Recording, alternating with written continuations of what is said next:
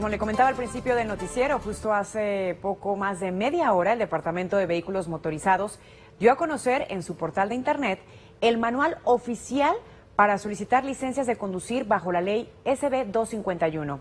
Entre a somosnoticiascolorado.com y ahí encontrará el enlace a esta página de manera inmediata. En las primeras 2 semanas de licencias para indocumentados, de 1,395 citas, solo 733 han resultado en licencias o identificaciones.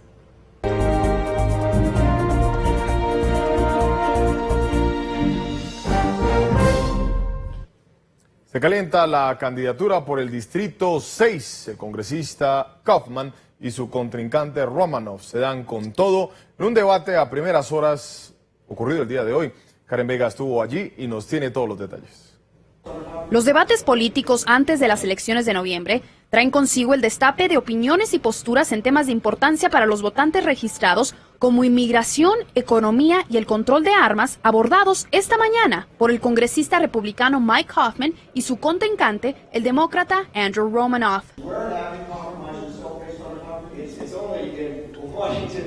El tema de inmigración fue uno de los cuales ambos candidatos dedicaron una buena parte del debate organizado por la Cámara de Comercio de Aurora. Yo estoy de acuerdo con el Senado, con el presidente, con la mayoría de la gente en este distrito y en el país, que necesitamos este tipo de reforma migratoria comprensiva, incluyendo el camino a la ciudadanía. Yo tengo una solución un poco diferente, una step por step proceso, y yo creo que ambos lados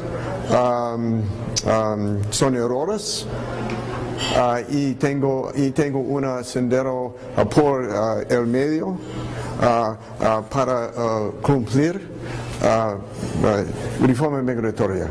Por otra parte, las tragedias involucrando el uso de armas hacen que el control de estas en Colorado sea un tema también de debate. Karina fue víctima de un tiroteo en su escuela en el 2010 y desde entonces lucha a favor de un total y completo control de armas de fuego. Lo que más me llamó la atención a mí fue cuando el Congressman Kaufman dijo que no apoyaba las revisiones antecedentes de una persona o los background checks. Al finalizar el debate de poco más de una hora, cada candidato tuvo la oportunidad de expresar sus comentarios finales.